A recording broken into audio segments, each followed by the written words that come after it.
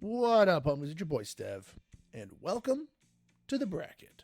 Back in 2020, like most of the world, me and Ash didn't have a lot going on, so we decided to make a list of the 130 greatest movies of all time and pit them against each other, tournament style, to see which ones came out on top. We judged them against each other in 5 categories: production, writing, acting, originality, and rewatchability. Whichever movie took the most categories moved on. Don't get me wrong, it was rarely unanimous between us, but it was always a lot of fun. Just a heads up, we did record these a few years ago, so if the timeline feels a bit weird, that's why. If you want to check out the list of the 130 movies, I'll put a link to our website in the description below. So without further ado, let's all go back to the land of 2020, where all we did was sit at home, drink excessively, and watch flicks. Enjoy.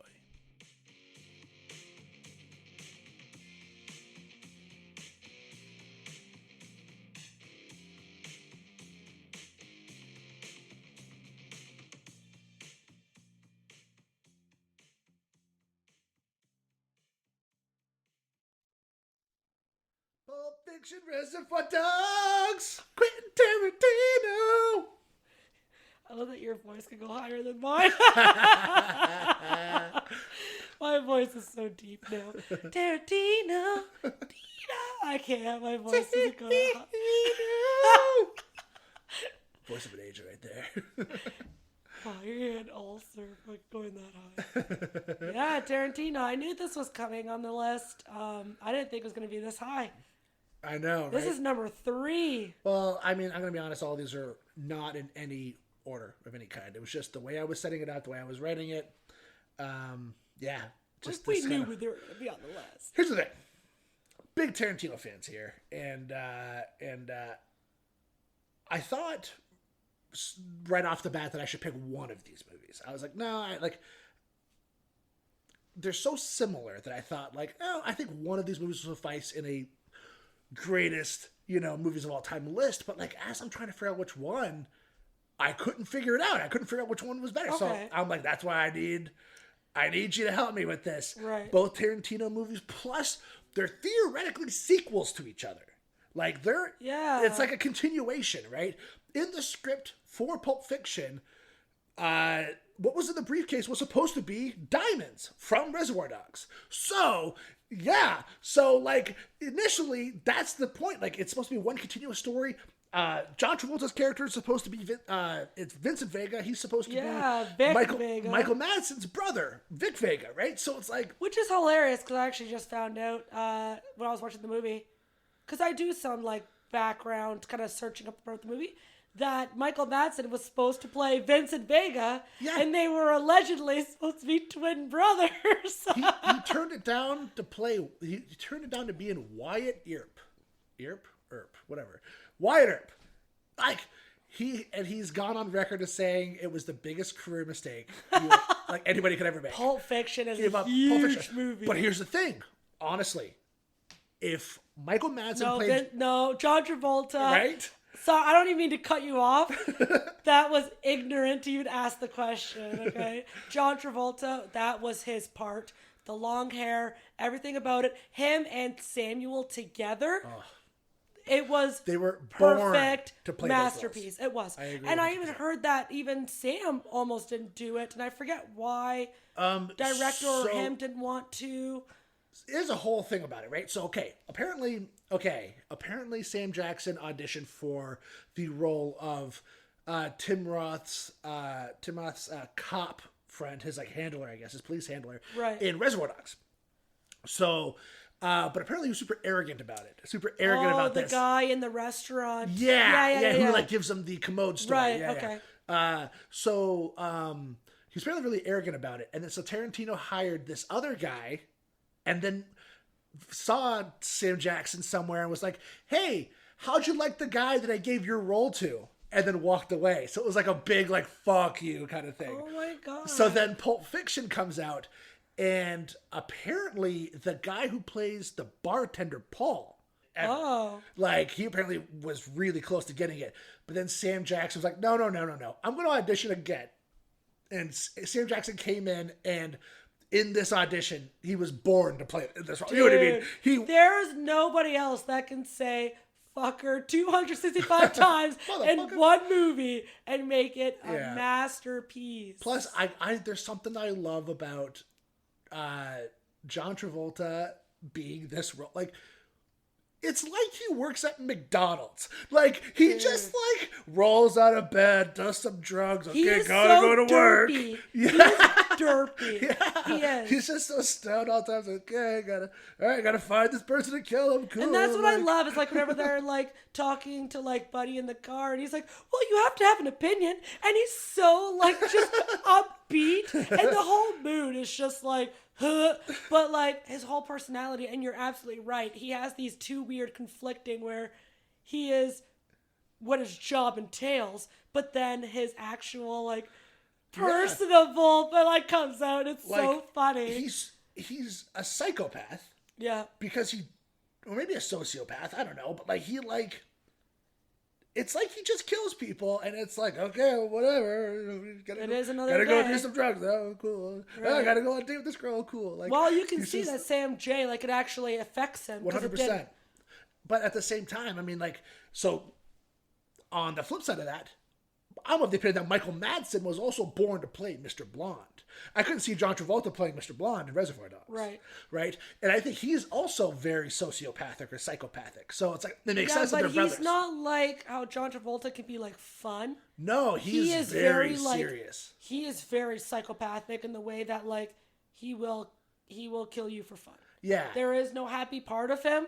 He's gonna kill you. 100%. He's almost like that guy that's really kind of cool, but it's only because he wants to get close enough to you to like cut your face off. Right. Do you know what I mean? Like, he just wants to fuck you over. Right. But he's like, I'm gonna be. He has that ability to be cool and like kind of get into your psyche, get into your bubble, and then yeah, I'm gonna be your friend, and then I'm gonna fuck you over. Yeah, he's 100%. I agree with you. Actually, I really liked Mr. Blonde, actually. I really liked him. I think all of them. As crazy as he is. Harvey Keitel is amazing in it. Mr. Blue is hilarious. I just found out something about Mr. Blue. That apparently he was an actual like jewel thief before, or bank robber before. Yeah. And then he wrote a book called like Little Baby Blue or something, and that's why he's Mr. Blue. Yeah, I want to say no, you're definitely so correct. The last bank he robbed was in like 1972, and then he wrote autobiographies, and the one was called like My Baby Blue or whatever. I swear it was like The Life of Eddie Bunker or something. Was that him? No, I could be wrong. Anyway, and then I love like. Well, maybe I don't know. I'm just telling you, like, well, he probably wrote. With the friends of Eddie, it doesn't matter. He probably wrote. I didn't research this enough, so I just did. Right? And I love like Sean Penn as Nice Guy Eddie. He's amazing. Yeah. I love the guy who plays Joe. Like, I love like when he's like describing him. Joe. He's like he's the thing. He looks exactly like the thing. I love it. I love Joe, and I loved the one guy.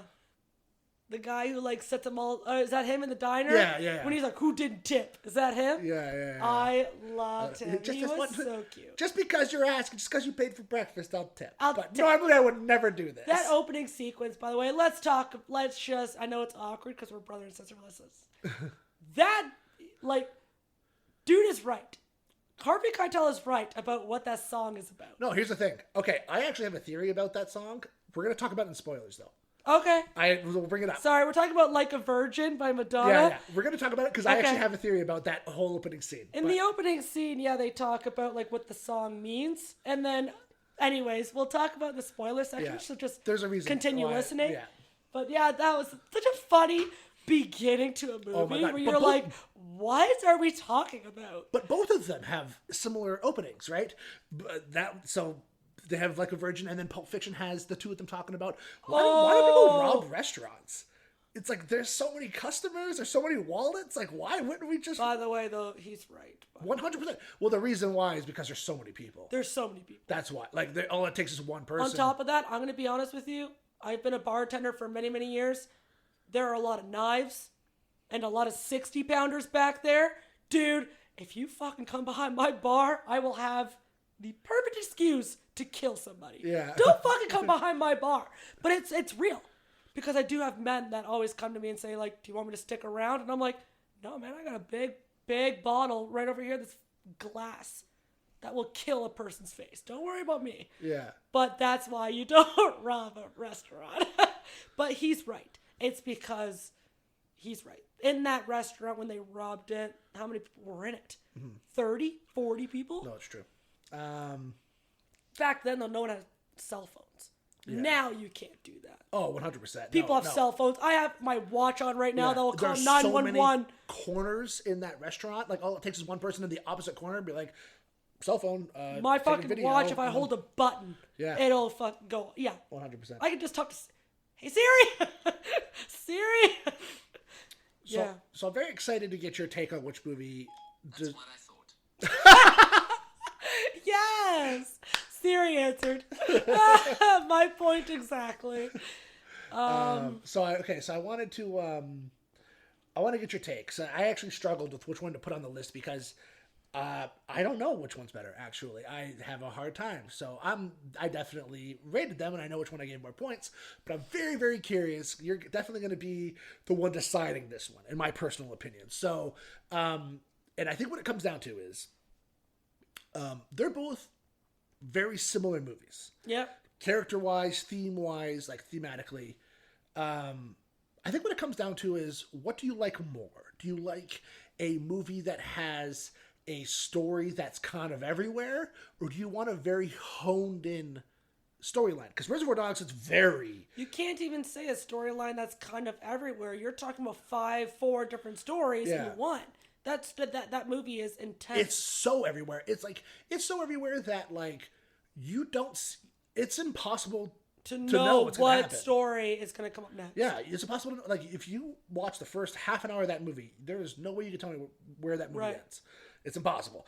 So whereas Reservoir Dogs, because Reservoir Dogs is a very honed in version of like the storyline, right? Like when you start that movie, you know exactly where it's going. Like I could probably tell you first 10 minutes where this movie's going to end, but it's done perfectly, especially for a debut filmmaker, right? Like both of these movies are him, in my personal opinion, at the height of his game, before he like found his like style. Like, I mean, he kind of kept the jumping everywhere kind of stuff. Oh, 100%. But like now he's got a very like, he thinks dialogue takes over, and I don't like that. Which I find the dialogue in his first 2 movies very natural. Right. Even though there's a lot of it, and it's very like everybody's kind of talking weird. Like nobody talks like people talk in those movies, but it feels like when you're watching it that people do. Do you see what I'm saying? Like, I actually believe that's how Samuel Jackson or John very Travolta possible, would be like, or how Quentin would be like. Because whenever he's in that movie, he gives off this, do I look like this is a place where this should happen? Like, and you feel it. You're like, dude, I feel you. Like, I feel like if your wife comes home right now, she'd be pissed. No, like, it's 100%. And the it's linen, so real but world. even like the linen part, whenever like they needed his linen, and he was like, listen, I kind of like this linen, and this linen's from my wedding, and just like it's such a natural feeling because that's what people would. Oh, 100%. Would do like I even love they're walking up to kill the guys in the opening bit, and then they're like, "What time is it?" It's like, "Oh, we got about 5 minutes." "Oh, not quite time yet." And then let's like, go down away, the hall. And they just talk about whatever, and then they come back and say, "All right, put your game face on," and they're like smiling and friendly. And then as soon as like they open the door, they're like, they got mugs on. They're like, right. I love it. I think it's fantastic. But that scene is great. So, I love that scene. So here's the thing. Is it Sprite? Can I have some to quench my thirst? I love Big Kahuna Burger. That's the Hawaiian joint. Yeah. Yeah. My wife's a vegetarian, which makes me a vegetarian. It's true. I love that whole scene. By the way, it drives me nuts when I see that mistake with the bullet holes in the wall. But I love that. I love how it's so raw. It's now that I pointed it out in the podcast, I'm sorry. But before the guy jumps out, they're talking, and you can perfectly 100% see the gun holes in the wall. Yeah. And I see your point where it's like you can tell it's one of his first ones, and it's like, dude. There's a couple of scenes. There's like a scene where you can see the camera in like the window and stuff like that. I love really? shit like that. Oh yeah, I love it. I love how raw it is. Okay, so I'm gonna just lay it out there. It's 2-3. Reservoir Dogs got 2 points. In my personal opinion, Pulp My Fiction's got exact 3. thing, exactly. Shut up. One of them got 2, one of them got 3. Okay, so let's hear it. This was, again, the pairing of this was amazing. He knows I'm a huge Quentin fan. I love these 2 movies. To me, the storyline is a lot more fun in Pulp Fiction. Yeah, it's more original. I can rewatch Pulp Fiction Me too. again and again. I can rewatch it tomorrow, and I can watch it again tomorrow night. Mm-hmm. You know, and Reservoir Dogs, I love that movie. But there are some parts that I'm like, all right, man, like, I get it. Like, let's Yeah. go. Like, Tim Roth is, okay, I get it. Like, let's go. Yeah. You know, and it just gets to a point where you've been in the same room for too long, and it just kind of kills it for I me. hear you. But I did like the ending. I Yeah. wasn't expecting the ending. Okay. Spoilers. That's not a spoiler. Was that a spoiler? I'm just saying, it'll be I a just spoiler. wasn't expecting the ending. So that was good. But as you said in Pulp Fiction, I don't even know what's happening in the ending of all 5 of the stories that are happening. So, yeah. So Pulp Fiction took it for me. What about for you? Pulp Fiction took it for me too. Yeah, okay. Yeah, it's somebody that took something that they were just naturally good at with Reservoir Dogs. It's the first movie he ever, not the first movie he ever did. He did like a student film before that, Okay. but like called My Best Friend's Birthday. It's on YouTube. I actually recommend it for any Tarantino fan. It's not finished. It's like 20 minutes long. What is it called again? My Best Friend's Birthday. My Best Friend's Birthday. Everybody on YouTube. It's really good. You could just tell, like, oh, okay, I it's one of those things where if I watched that, and it's like shittily made, shittily recorded, like Okay. the audio's bad, but it's, you could just tell it's like, oh, this guy's a genius. And then like it's just because it's all just people talking, right?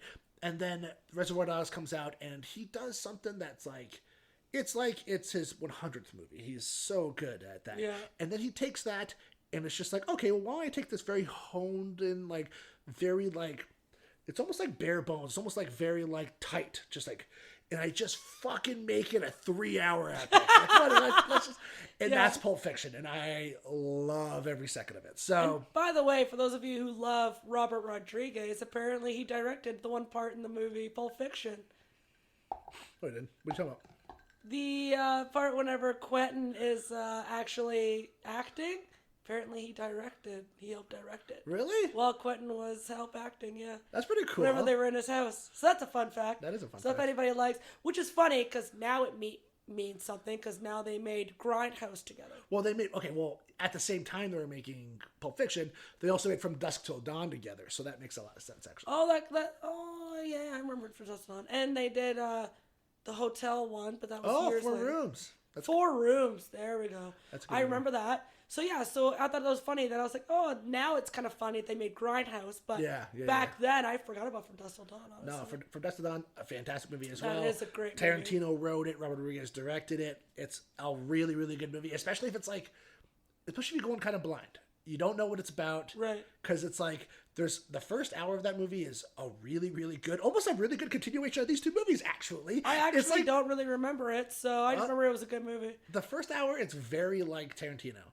And then there's a fucking hard left turn about the last half I hour. love and you're those. like, what the shit? Like, but it's really good. But anyway, so Pulp Fiction moves on. Reservoir Dogs. Sorry, bro. We love you. We Love you. love you. I'll gladly, cradle you to sleep tonight if you need some huggins. But unfortunately, Pulp Fiction, you're the Tarantino movie moving on. Spoilers up next.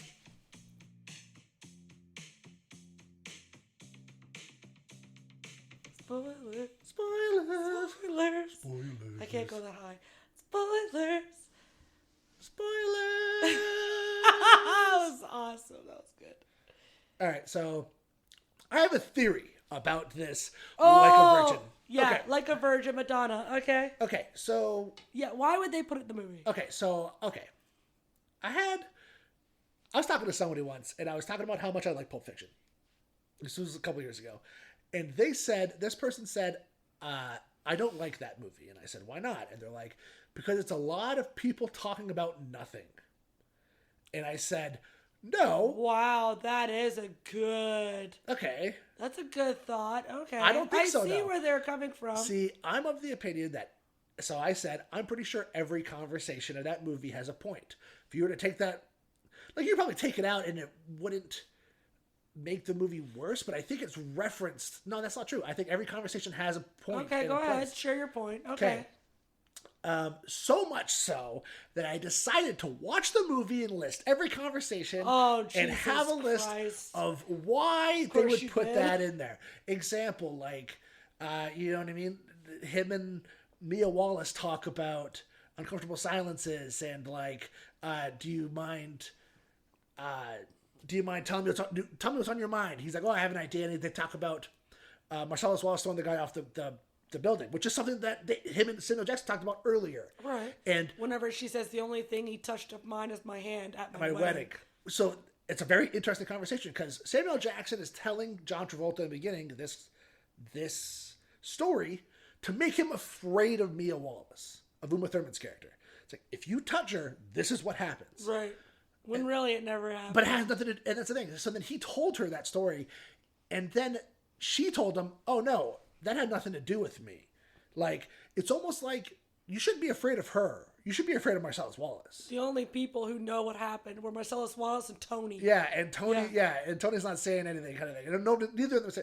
It's like, so I think it's interesting because it's character development, right? And I think all of these conversations lend to character development, and I don't know. I think every conversation has a point. Because the Royale with cheese came up in the car. 100%. Okay. With the guy. Okay, because a normal American, in my personal opinion, I don't know. It's hard to say because we're Canadian. A lot of people wouldn't think of the fact that the metric system, right? A lot of people wouldn't think of, well, literally everywhere else in the world, we use the metric system instead of the imperial system. So, like, the Americans... only the states, though, use that pounds, do it different. Right? Instead of kilograms. So, like, in Europe, they would never say a, like, half kilogram burger. You know what I mean? Like, right. So, like... Royale with cheese. Yeah, so, like, when he explains it to Sam Jackson, and then when Sam Jackson asks the guy, he knows the answer. That's to show that this guy is actually smarter than both of these other guys. Right, because they just learned it at that time. Yeah, and he just kind of knew it off the top. He's like, I don't know, the metric system? Like, he just kind of threw it out there. Like, it's just show that he's kind of a smart guy. There's every conversation, in my opinion, has a point. Like a Virgin, I think, also has a little bit of a point. Okay. Let's go back for a second. Pulp Fiction, opening conversation. The opening conversation of that movie is, why not rob restaurants? Okay. I think what both of these movies have in common is, what they're actually about are people pretending to be somebody they're not. A lot of it, right? All John Travolta wants to do is mope, just kind of get stoned and, like, be a fucking stoner, but he's like, you got to put a fucking mean face on and kill people, right? Samuel Jackson doesn't want to do the job at all. Yeah. He wants to travel, and Tim Roth, that's his thing. He's a cop. It turns out Tim Roth's a cop. He's putting on a face. You know what I mean? Like, Mr. White's another one. He's a really good guy, actually, but he's got to put that face on. He's got to be like, a villain. Ironically, Mr. Blonde's the opposite. He's a psychopath who's trying to put on a face of a normal person. But, like, because Mr. White was really, really sad, because normally he would never stand up for a guy like Tim, except he felt bad, and therefore everyone kept saying, he's the cop, and Harvey kept saying, he's not, and he almost like killed people over it. But that's the thing, right? I think the opening scene in Pulp Fiction is illustrating this fact. I think what it's about is these two people, and it's just them having a conversation about, well, let's rob this restaurant. And then all she's talking about is how she doesn't want to hurt anybody. She's like, I don't want to kill anybody. And he's like, we're not going to kill anybody. So all we're going to do is we're going to flash the gun around. You know what I mean? And then he's kind of like the mastermind, and she's like, okay, I guess we'll do it. And then as soon as, like, they pull the guns out, he's cool, calm. She is everybody get on the ground, and then she's freaking out. Everybody get on the fucking ground. Yeah. Any of you fuckers move. Yeah, I'll execute every last motherfucker. So it's like, it's that idea where, like, they're actually pretty nice people, but then, like, they have to put that face on. And I think that's what that conversation is supposed to illustrate. And that kind of follows, it's like a theme that follows throughout the whole movie. I think the Like a Virgin conversation is similar. I I think the Like a Virgin conversation is actually about Reservoir Dogs. I think it illustrates what's going to happen in the entire movie. What it's about is this girl who's like been around the block, more than a few times. She's done everything there is to do. And then all of a sudden this guy shows up, this young guy, and literally fucks her.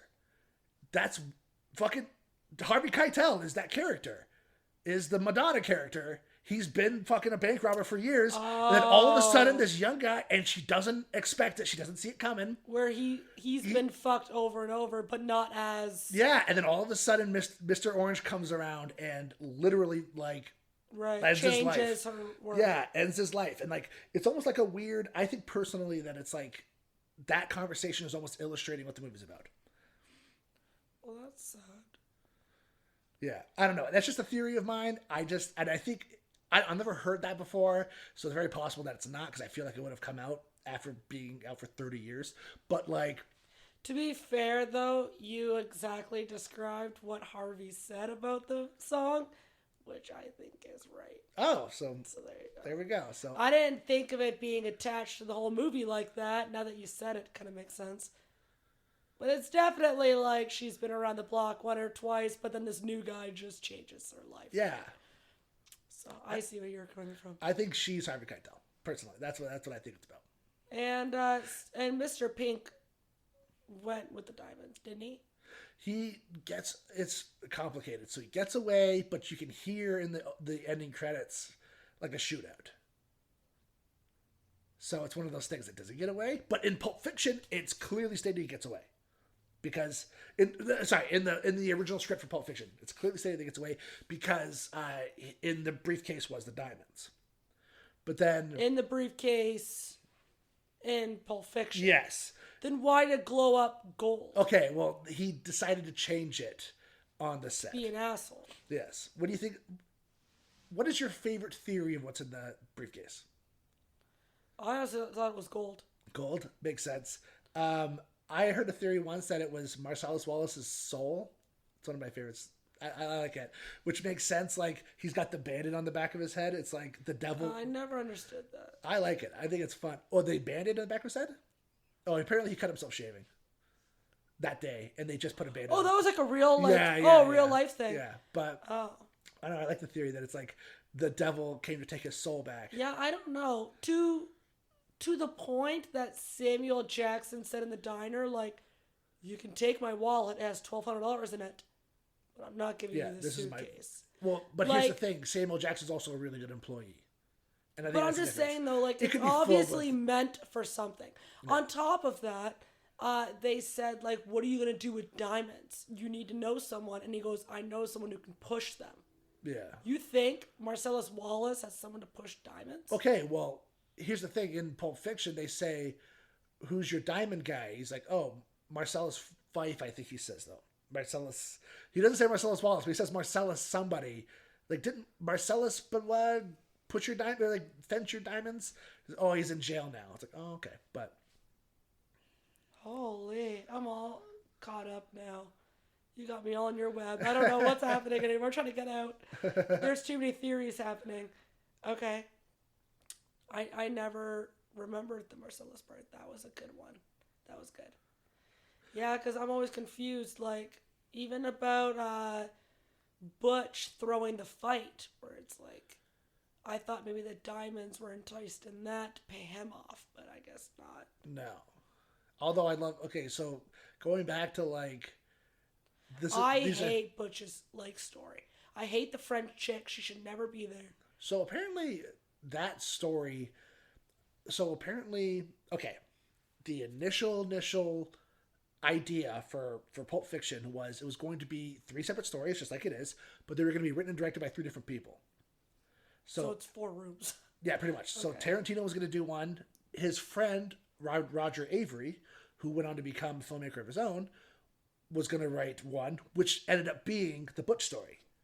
And then they were going to do a third person. They're going to have a third person. Well, Tarantino decided to scratch that, and he's going to make it himself. And he asked for permission to use Roger Avery's script as the Butch story. And then, okay, which is why if you watch it, it says stories by Quentin Tarantino and Roger Avery. Oh. And when Pulp Fiction won the Oscar for Best Original Screenplay, they both won the Oscar. Roger Avery and Quentin Tarantino. That sucks. Yeah. But to be fair, he wrote 1/3 of that movie. He did. So He did. he wrote, and that's the thing, right? So, but apparently something I don't know, unfortunately, enough about like legal matters, like law or whatever, but like apparently he made up some sort of contract in order to get the written and directed by Quentin Tarantino on the movie, which is why Tarantino and Roger Avery have just stories by. Do you see what I'm saying? Yeah.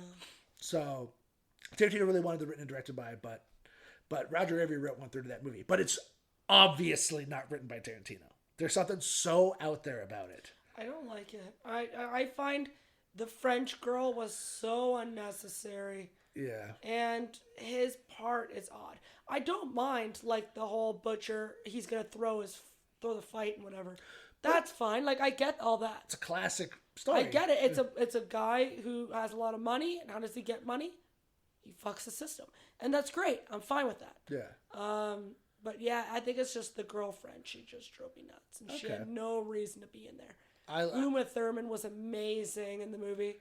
Yeah. Oh, I know we're hopping back and forth between the two movies. Sorry, but hopefully you saw them both. Yeah, Uma Thurman was just absolutely incredible in that movie. No, she's good. I think every single actor in both of these movies are amazing. It's just there is a book that keeps getting zoomed in on in Pulp Fiction. Do you know what it's about? Oh, I have no idea. You're talking about the one that he's always... Modesty Blaze? Yeah, I have no idea. Okay, because I just watched it a few days ago, and whenever he's in the apartment, he's going to kill Butch, and Butch... Yeah, so it's actually funny, just talking about that book, every time Vincent Vega leaves a bathroom, something bad happens. Every time he goes to the bathroom, something bad happens. Oh, that's hilarious. Every single time. So, with Butch, he walks out and he literally dies. In the diner, he goes to the bathroom, comes out, and there's a fucking robbery going on. And then there's the other one. He goes to the bathroom and he comes out and she OD'd on heroin. Yeah. And he's like, what the I forgot It's about like that. he can't go take a shit without something really bad happening. It's weird though. It says something really interesting about his character. Like, he's so dopey, but like it's almost like he can't leave the scene without everything just fucking up. That's so fucking funny. I just love that whole scene with the friend and the needle. Like, that was the most iconic scene ever. Like, he's like, I'm not going to stab her. You're going to stab her. When I bring an ODing bitch to your house, I will stab her. Like, the whole scene, it's like, not an option. I'm going to be there in a minute. And then you can hear the car. I love that. You're going to bring it down to the stabbing motion. So I'm going to stab her 3 times. No, stab her once. No. Like, the whole scene is so fucking iconic. And then he's buying the heroin first place. And he's like, yeah, she's single. And we decided to go to, like, a double date. And he goes, is that the girl with all the shit in her face? And he's like, that's my wife. Like, the two as a pair is like the best people. Like, they're so funny. And that's it too. Even like going, like, just how well the movie's written, right? Bruce Willis and John Travolta share 2 moments in that movie. And when I say moments, I mean literally like the bar. Each moment are like 20 seconds. The Yeah. bar and then him dying. That's because it. the bar was whenever he got like the weird look. Yeah, and then he's like, but like, Butch is just like, what's wrong with you? He just says like, what are you looking at me, friend? And he's like, I ain't looking at nothing, Punchy. And then he like walks away. But it's like, you could tell John Travolta doesn't like him. Never really says why, but there's just one moment where you can just tell these guys aren't compatible. And then he walks out of the bathroom and Butch kills him. And there's never a moment where you think, why did he kill him? It's obvious. These 2 guys just, I don't know. It's just, I think that's so interesting. Just what else would you do though? Would you send them off? Fuck them up. Oh my God. That was so funny. I never made this like clue in until I watched it again. Marcellus Wallace was with Buddy at the apartment. Because Sam Jackson left. I did not get that. Yeah. Okay. Because all I'm thinking about was what are the chances of Butch stopping at a red light and him walking past? Yeah. Like, that's kind of a fucking coincidence. And once that came to me, I'm like, how did I never fucking realize? It's actually an homage to the movie Psycho, actually. There's a scene in the movie Psycho where she's making the getaway, and then her boss walks across the crosswalk, the boss who she literally just fucked over. And it's like this moment where but it's like played for like suspense, but he doesn't notice her. But What movie was first? Psycho, 100%.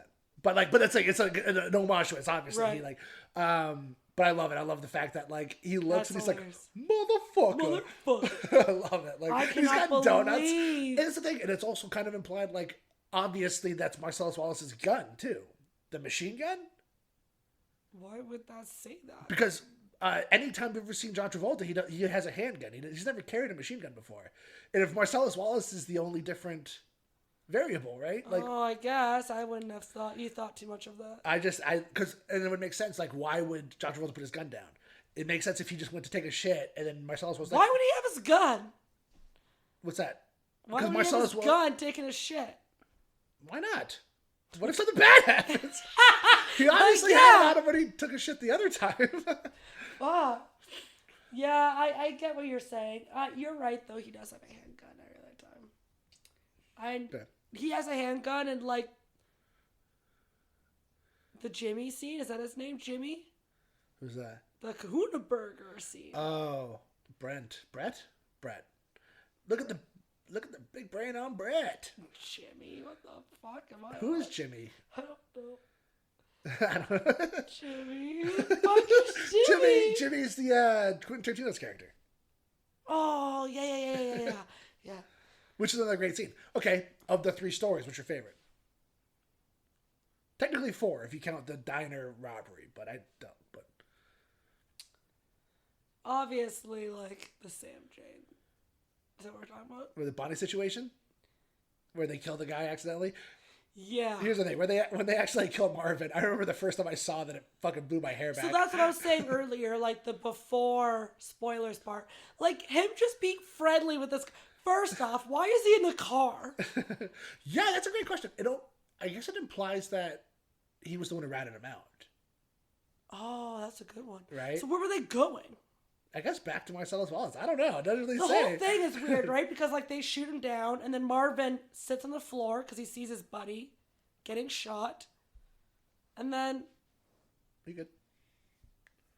out of nowhere he's sitting in the car, and they're talking, and then Travolta's like, "You gotta have an opinion," and he's so like buddy, and it's like Yeah. you're such a derpy guy, like you're trying to be fucking cool, which you are, but you're still derpy. Yeah, he's a cool guy who doesn't mean to be cool. He's just like His job makes he him loves cool. Elvis. You can just tell he's an Elvis guy, and like, He says that though during the movie. He says it all the time.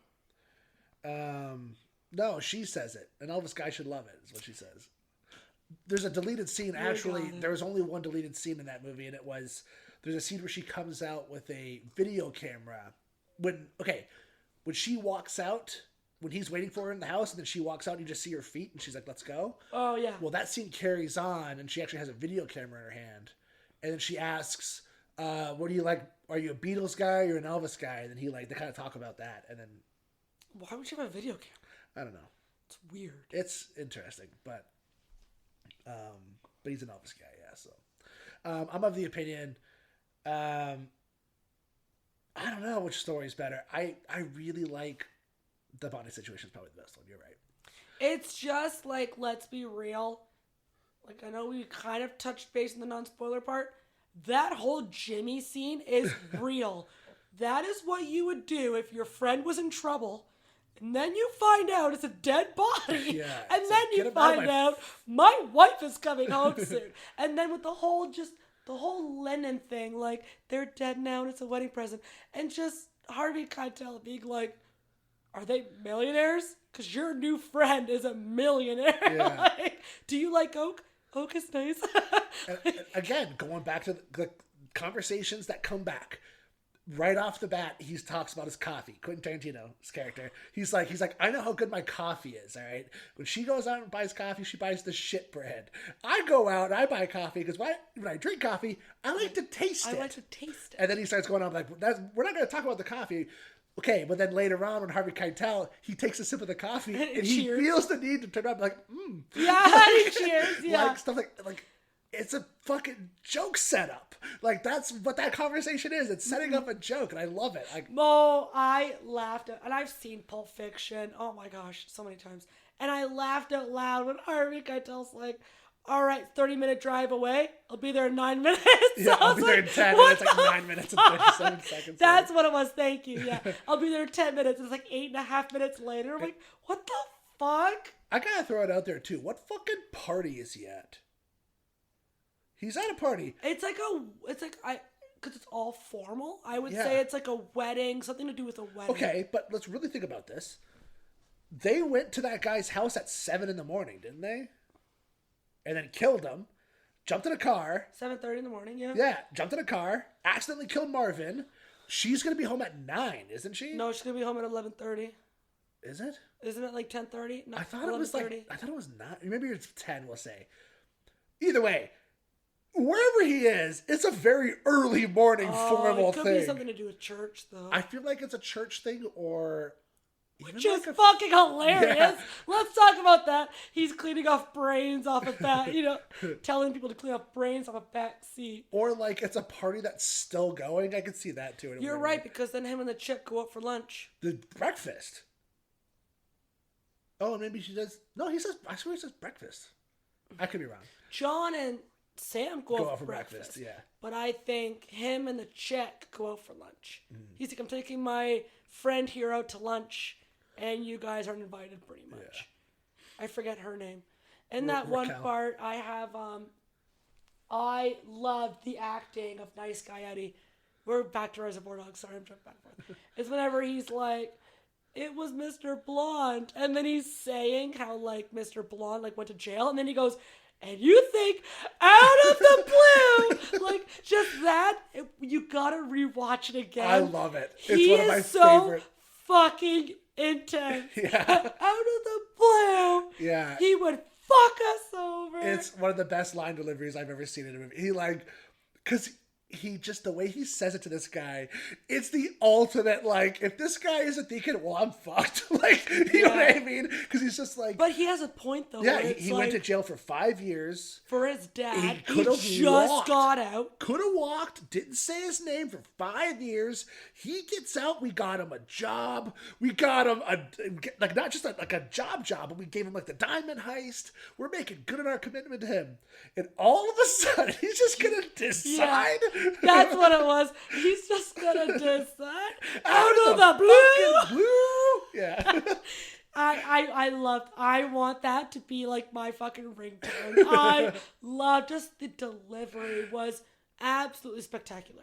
I didn't care for him as an actor, kind of the whole thing, but that part. Yeah, because it's just perfect. He spells that out, and everybody in the room was probably like, "It makes a good fucking point." Yeah, like, even Mr. Orange was like, "Oh, it makes a lot of sense, actually." But you can tell that he's like upset because his friend just died. His best friend. You can tell they're really good friends too. Right. Like even like. He walks up, gives him a hug, and he's like, dude, I would have fucking picked you up. I'm so sorry. He's like so apologetic that he didn't pick him up personally from the airport. You know what I mean? Like, I know. And then he said like they grew up together and stuff. Yeah, it's like, oh man.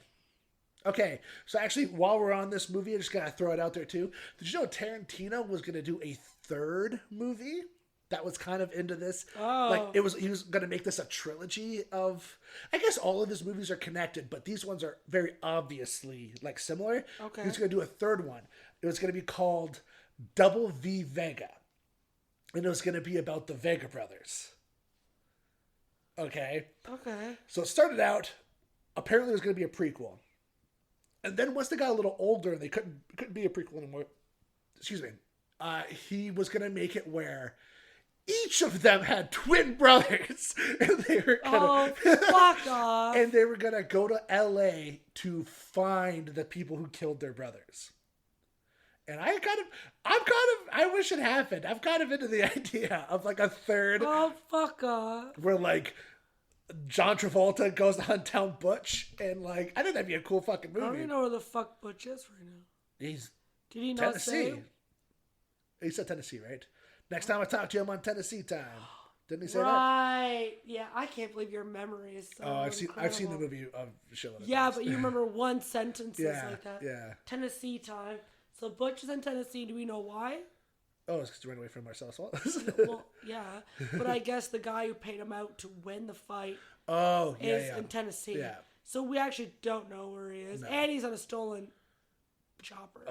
Yeah, dead cops. Like, he's Whose like, motorcycle? It's Chopper. oh yeah. my god! Again, talk about realistic. It is actually what would happen if, like, I don't even know the difference between the two. no. But if you said you were gonna be back in like an hour, I have to go fucking get something, and I might die, but I'll be back in an hour. And then you're back in like 3 hours. And then he's like, come on, baby, get on the fucking, baby, we gotta fucking go. And then she starts crying. It's just like, How are your pancakes? yeah. They didn't have blueberry. Here's the thing. I had to get normal buttermilk. That would 100% happen. Like, Yeah. she's probably fucking scared shitless. Whose Like, motorcycle is this? It's a Chopper. Whose Chopper is this? It's Ed. Who's Ed? Ed's dead. Zed's dead, baby. Like Zed's Zed. dead. Yeah, Zed's dead. Zed's dead, baby. But that's the thing, like, it's very real, and I love that because he's like, we gotta fucking go. Like, we don't have any time. Like, so, and I love that. I love the idea, like, that, like, whole, Marcellus Wallace is like, I'm not gonna kill you, but you're not allowed in LA anymore. LA anymore. Yeah, you get the fuck out of here. You have till the and end you're of the fine. day. I love that. I think that story is really well written. It is, as much as I think it is the lesser of the three, it's very well written. Oh, the 3 story. Yeah. I mean, because I really do like Vince Vega and Marcellus Wallace. So Butch, and who killed Mr. Blonde? Was it Mr. White? Oh. No. It was Mr. Orange. It was Tim Roth. But he technically... Right. It was only the 3 of them in the room. Who, actually, you gotta throw it out there, too, going back to Reservoir Dogs, you gotta give it to Marvin. The cop who, like, gets his ear cut off. Yeah. He gets his ear cut off. And the guy who's the cop is right there. And he knows And he it. knows it. And he Because he doesn't- even says, like, because Tim Roth says, I don't know you. And the cop goes, yeah, you do. We just met for lunch a few months ago. Yeah, which makes Tim Roth look like such a piece of shit. Like, you know what I mean? Like, it's like he doesn't even remember this guy who just fucking got his ear cut off. Do you know what I mean? Like, and he could have easily been like, that's the fucking guy right there. Like, I don't know. And then again, actually, nice guy Eddie coming in and being like, who, this fucking guy? And it's like, oh my God. Like, Right. he's a great character. That whole He was scene. trying to kill the cop. Who, this cop? Bam, Yeah. bam, bam. Yeah. And I love it too, like he's like, he was gonna tell us who the cop was. He's like, he could tell us who started the Chicago fires. It doesn't make it fucking so. He's right there. And that's a great point. Like, anybody could literally say anything Right. to get out of I agree torture. with that. I agree with that. Man, I'd be fucking singing like a canary. Oh my God, I'd be Doesn't like, mean if it's real or not. this is my mom. And Yeah, exactly. Yeah. My mom dressed as my dad, who's really my sister. yeah. It's like fucking Chunk from the Goonies. Yeah. There's that time I pushed her down the stairs and I flipped it up the dog. What are you guilty for? Yeah, but seriously though, like I'd be fucking singing. And Oh, that it'd take me 2 guy seconds. Especially did not sing at all because. No, let's think of this realistically. If he even said Tim Roth is the cop, you really think You're fucked. he's gonna let you Yeah, go? it's true. Either way, you're gonna fucking die. I would rather just kind of suck it up and be like, man, at least they're gonna catch my murderer one way or another. I think it would take me 2 seconds to be like, hey, I've seen all the guys in your crew. One of them is a cop. I've met him. I'm not going to tell you who it is, though, until you fucking let me go. So then he's gonna kill you. I mean, theoretically. But, like, but then... No matter what, there's no good ending to the story It's true. except for Mr. Orange killing Mr. Blonde. That is the only. Yeah. By the way, gasoline in that ear would fucking hurt. Oh, it sucks so much. That happened, and I was just having my hands in my mouth, like, no, just the gasoline in the wound. That No, would suck. that would have hurt so bad. And the cut in his face, the poor guy. Yeah, and he never rehearsed that dance until they started filming. No, he apparently just Yeah, started he doing just kind of winged it, That's which like is hilarious. apparently that's a thing. Eh? Like so that warehouse stored. It was like there's like a mortician or something. I heard that. So like had like a hearse Where they're and washing their coffins. hands, if you look, they had the tubes and stuff. Yeah, like formaldehyde and stuff. And then like if you look, there's like coffins and like a hearse is literally there. Apparently, all Michael Madsen ever wanted to do was like sit on things. Like Tarantino was like trying to figure shit out. Mr. Blanc, Michael Madsen was like, "Is it cool if I just sit on this car? I'm just gonna sit on this car. You guys cool with that? You guys are cool with that, right?" Like something like that. I love when he has a soda pop and he just sits on that thing and everyone's talking and they're like, Yeah, but it's so. "Did realistic. you enjoy your fast food?" It's like, actually, no. He's like, yeah. It's like, oh, did you get fries with that? He's like, oh, I enjoyed those before I got here. Yeah, and he's just drinking the soda pop. Like, yeah. that's a great movie. But yeah, I did read that. And then Tim Roth's apartment was above the mortuary. Yes. Yeah. I heard that as well. Not like in the movie, like filming wise. Yeah. He didn't actually live above the mortuary in the movie. But yeah, just filming. I'm like, what a fucking score. You get a basement and the apartment. That worked out. Which kind of makes me think that Tim Roth's apartment was not supposed to be a scene. Oh. It sounds like they were like, hey man, if you need a fucking apartment, we have one upstairs. Yeah. And then Quentin just kind of thought, oh, actually, maybe we could shoot Tim Roth's apartment. Apparently, I don't know how true this is, but apparently they did actually end up getting a hold of a bank as well to like do like a heist scene. Shut up. But he decided to not do the heist for obvious reasons because it's like keeps the budget low. So they ended up they end up calling up another filmmaker and saying, hey, we have this bank set. If you want to make a movie that takes place in like a bank heist or something, you're more than welcome to it. And this other filmmaker was actually Roger Avery, who co-wrote Pulp Fiction. So he had to make a movie called Killing Zoe. It took place in a bank. No way. Allegedly, that was because, I don't know, again, I don't know how true it is, but it's from the production of... You don't even see the inside of the bank. You don't ever. No, that's the thing. You don't ever see a bank, So period. why the fuck It's does not it even a matter? bank. It's a jewelry store. So who knows? What the fuck does it I matter? don't know. That's just a story. You're right. It is a jewelry store because he says first, I go to the cases and I smash the cases. Yeah. Oh no, we're not going for the cases. That's what he Yeah, said. because all the alarms would go off. Yeah. Well, yeah, because he's going for the shipment of. Right. That's so funny. I never even thought of that. Or else I would have used the real bank. Why wouldn't you use a real bank? Yeah, but I think it's more interesting this way. Right? I like it that you don't see the bank at all. Yeah, me too. I think it's more interesting that Yeah. like it's a bank robbery without a bank robbery. It's super interesting. Or it's like you know what I mean? It's like a heist movie without a heist. So really, nothing could have been in that briefcase. Right? Yeah, just like it's almost like Pulp Fiction, even though they do show it. But it's almost like Pulp Fiction is a hitman movie without the actual killing of people. But like even though you do see the killing, Right. it's more about what happens before and after. It's not actually really. They don't really give a fuck. Like they go and they kill the guy. It's literally like a minute of. Yeah. But it's a fucking long ass movie, but everything else. That's it. There's 20 minutes of them like driving to the fucking job and talking So, about cheeseburgers. do you think Mr. Pink took out some diamonds and like put them to the side? I think Mr. Pink's a very honorable person. I don't think think so. so? Yeah, I don't think so. Well, because he said it. Because they were like, who has the diamonds? And really, in that moment, he could have said nobody. And here's the but thing. how do you push diamonds whenever they have the conversation of how hard it is to push diamonds? 100%. And here's the thing, like, and he even knows, and you can see it on his face, right? He doesn't want to tell anybody that he has the diamonds because he knows that one of them's a cop.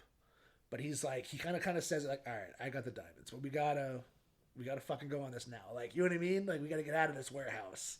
So, I think he's an honorable person. I think it's very funny that he's the only person who doesn't tip, and he's the only person who survives.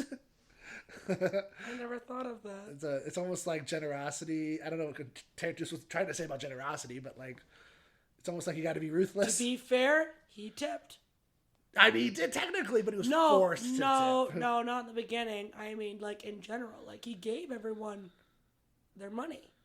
He split the diamonds. Oh, that's true. He technically tipped. Yeah, that's a good point. So maybe in the beginning he's like, I did tip at breakfast. Maybe I should tip everybody now. Tell everybody I have the diamonds. Because I'm a very honorable person. I can tell you if I had a briefcase of diamonds, I honestly don't know if I would tell anybody. Yeah, If they did not know I had it. You're talking like 5 different like scenarios. There was like 2 cars. Like, no one knew I had the diamonds. I might have not said anything. I would, honestly, it's my life with the diamonds, and I chose my life. Sorry, guys. Oh, well. Yeah, and who knows what he's going to do with it now?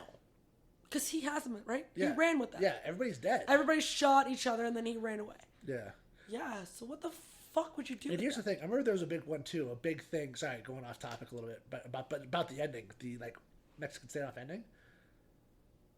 I remember there was a question that was posed to me once, and it took me a while to think about. I actually had to slow the movie down to figure it out. Who shot first? Who shot Nice Guy Eddie? Yeah. If you slow the movie down, it kind of shows Mr. White shooting both Joe and Nice Guy Eddie, but it's a badass move if he did. Okay, wait. No, you really, really got me. Okay, so Nice Guy Eddie. Okay, so Joe's pointed at Mr. Orange.